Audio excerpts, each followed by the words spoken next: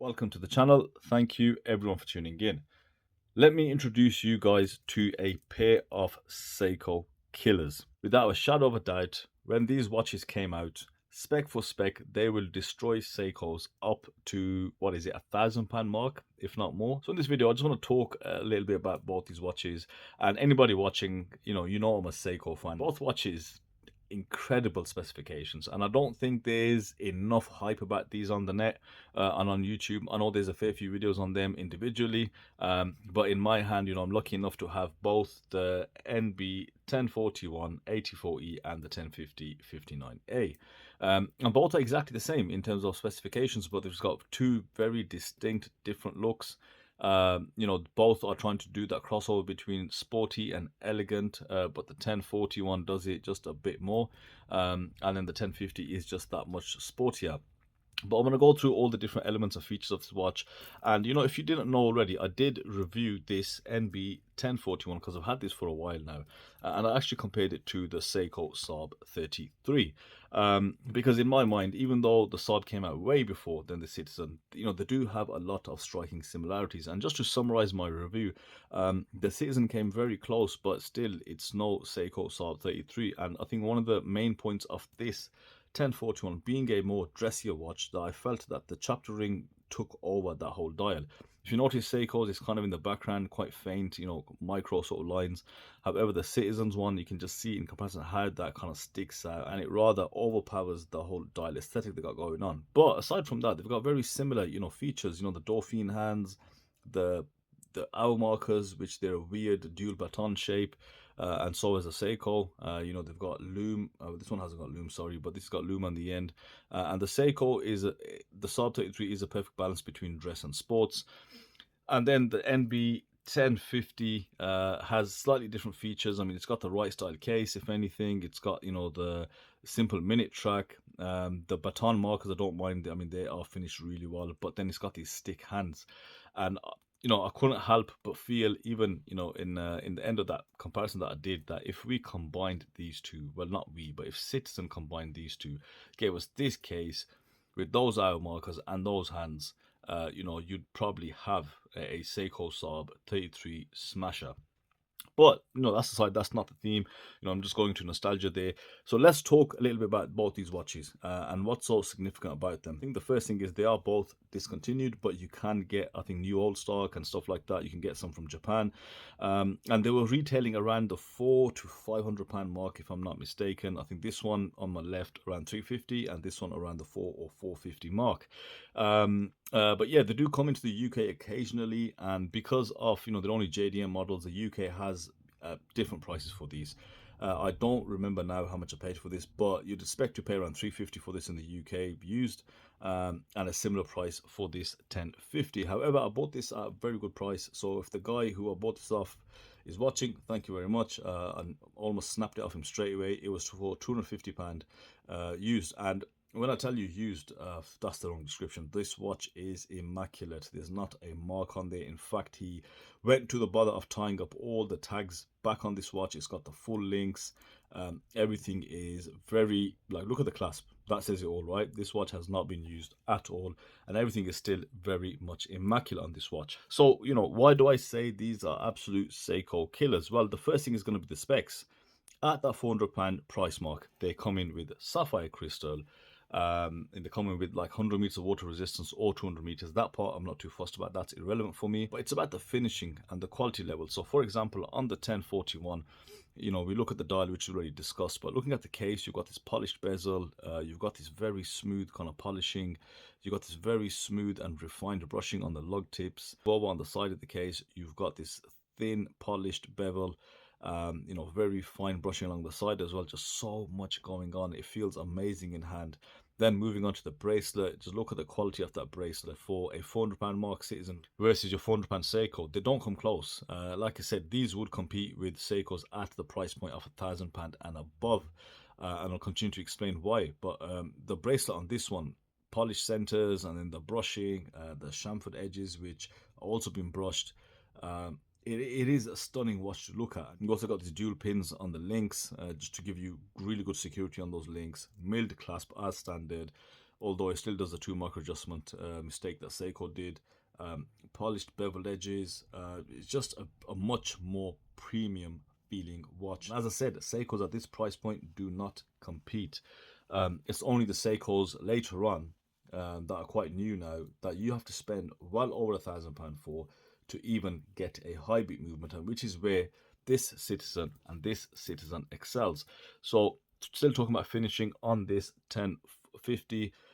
You've got the similar setup there. You've got this polished bevel on the side, smooth brushing on the lugs, very smooth brushing on the side. The end links aren't female. It would have been nice to have female end links, but we'll see how it fits on wrist. But just beautiful finishing throughout. The dial itself, you've got a lot going on here. Brushed centers, chunky 3D markers. You've got polished bevels which do taper, so they widen at certain points than the others. You've got quite a slim logo in comparison to the Citizen logo on this one. Plain simple text as automatic. It's also got loomed ends on the markers like the Saab does. But yeah, overall very nice case, probably a slimmer profile as well. The build quality is amazing for that price point. Now with this bracelet though, it's not as good as the 1041 because it's just your plain 3-link bracelet, kind of chunky, no real taper going on, but just fully brushed. So again, just screaming, sports bracelet, nothing more, nothing less. And then the clasp similar to the one that we've just seen, and milled internals. Now let's just give you guys a comparison of the dimensions. So the Citizen NB1040 to my right is 41 millimeters in diameter, 11 mil thick, which is ridiculous, and 47.5 mil lug to lug with a 21 mil lug width. And the 1050 is 38 millimeters in diameter, 11 mil thick, same as this one, and 46.5 on the lug to lug. With an 18 millimeter lug width. Both watches are incredibly well done. You'll agree, you get so much specification for that £400 mark. These watches I think should have been a lot more famous than they were. They're not very common. Not a lot of people do know about them. Maybe on the Asian market because they are JDM, but here in the UK, I don't think they're that heard of, to be honest. Now the main thing about this watch, which just totally blows majority of Seikos out the water when we are looking at the spec game, is the fact that they both use Miyota 9011 movements, which are, as you guys know, a 4 Hz movement. It beats at 28,800 vibrations per hour. And just look at the level of detail on this movement. The rotor has been skeletonized, it's been cut out, it's been decorated with like gilt Citizen text, Japan. There's a lot of text going on there. I mean, it looks actually nice to look at, whereas the NH35 isn't that nice to look at. You've got some pearlage going on, some striping there. So again, there's just so much going on in this Citizen, and that movement is actually beautiful to look at. Whereas when we look at Seiko, they've got 6R15, 6R35, and the only way you're going to get the 8L35 or the 6L35 is if you are spending that £1,200 mark, if not more, which is Seiko's equivalent to the 9011. So this is where I think these both watches are just incredible value for money. If you can get your hands on these, then yeah, try find one. Like I said, this was £250. This one wasn't too far from that, maybe around the £300 mark. I can't really remember right now. But these two watches will definitely make you happy. They've got premium specifications, and the movement itself is an amazing movement. It's so accurate throughout the day and throughout the week. It's so well built. So let's get these both on wrist and let's see how these watches wear in comparison. So regarding the Citizen NB1050 59A, the 38mm diameter is perfect. Can't complain about that at all, and so is the 11mm thickness. It's just the end links do kind of stop it wearing as best as it could. This could wear way better if they did have female end links or they weren't as long, because with these male end links it brings the lug to lug up to 52 mil, and it's actually only a 46.5. So had they made those female, I think the wrap and the feel on wrist for this watch would have been even better than it currently is. But right now, as you are wearing it, you can feel them towards the lug ends that, yeah, there's something just a little off about the fit. And this is very subjective though, so this is to my 6.5 inch wrist only. Now when we try on the Citizen NB1040, it has a very different fit. For the thickness is the same obviously, lug to lug is just slightly bigger, but the case is just a bit more curved, and with that 41mm it kind of flattens the watch out a bit, and that 21mm lug width gives it a totally different feel. It's actually more comfortable on wrist, even though it's slightly bigger. You know, people do say this is a bit oversized, but I think, you know, with the polished details that you get and that jet black dial, you know, it's definitely a visual that you would like to see. But yeah, it fits very different. It weighs a lot better than the 1050, in my opinion. That's what I feel anyway, but you have to remember this is very, very subjective down to wrist size. If your wrist size is 7 inches, it's going to be a totally different story. But for a 6.5 inch wrist, I feel I like this better on wrist. It fits a bit better.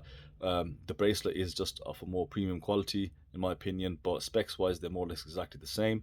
And that 1040 being a sporty watch, just could do with just a smaller lug to lug, you know, with the male end links. And I think both watches are very well made, incredible, absolute spec monsters for Citizen. And what we can see now is that Citizen is still releasing some quite high end watches, or watches of this caliber, I'd say, but at price points of 800 and above, which, you know, it's kind of unfortunate to see, where we are collectively losing that value for money market that we had both in Seiko and in Citizen.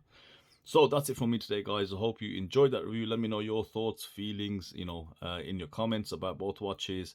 And then thank you for watching, and I'll see you on the next video.